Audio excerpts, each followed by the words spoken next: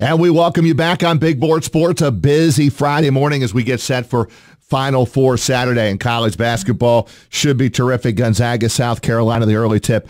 And then, as we mentioned, North Carolina and Oregon around 8:49. The man following this closer than anybody is Seth Greenberg from ESPN, and he joins us here on Big Board Sports on this Friday morning. Seth, thanks for a few minutes, and let's start with North Carolina. I think that's the team that everyone believes will emerge to the Monday night game and maybe cut down the nets this year after finishing second last season.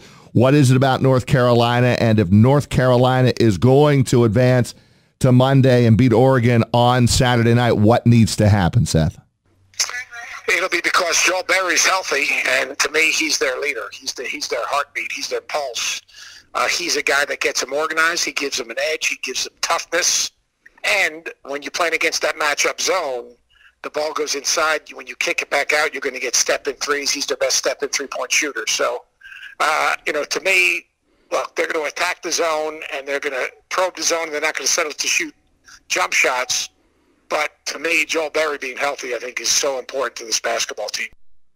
We are talking with Seth Greenberg from ESPN. We're previewing Saturday Final Four in college basketball championship game on Monday.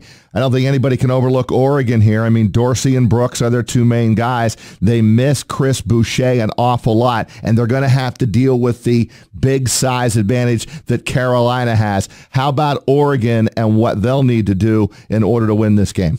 They own the tempo and the rhythm of the game by extending their defense with soft pressure. Their matchup zone basically forces North Carolina out of a rhythm offensively. And then Brooks and Dorsey and Bell do what they do.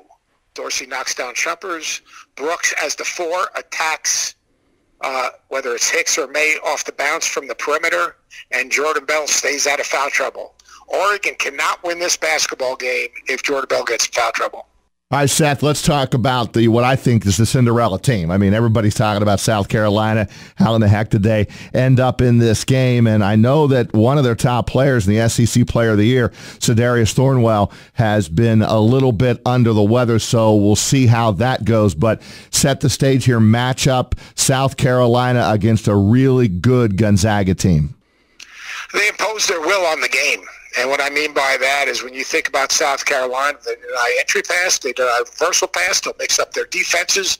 They attack you when they shoot the basketball. They attack you off the bounce, and they impose their will on the game. And you can't simulate that in your practice.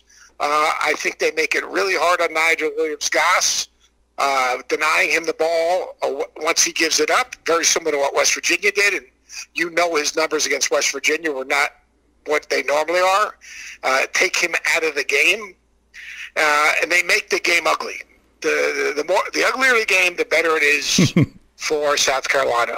Seth, I know both teams play phenomenal defense. I mean, defensively, these are the top two defenses in the country. I also know that Gonzaga is the real deal on the offensive side. They probably have a little bit of an advantage on the inside with their bigs. Give me your thoughts on Gonzaga here if they're going to win this game. Well, Gonzaga's got to play ahead of the defense. Gonzaga's got to play through the post, so they've got to be up to advance the ball to their offensive territory and establish Karnowski early. Because what Karnowski does, not just score it, but when he catches it, he moves it, and he flattens the defense. Now puts you in rotation or scores it, but he's not a good passer, a great passer. So he basically breaks your defense down. So how do you take that out? Way pressuring the basketball, forcing Gonzaga to run their offense one step further out, which impacts their spacing, and making it Karnowski have to move to catch the ball and get him off his spot. He wants to catch the ball in the right block, and off the right block he can make plays. And I think that's going to be really, really important for this game. South Carolina, can they impose their will and push Gonzaga off the block, get him out of rhythm, pressure the basketball, make it hard for guys to catch the basketball.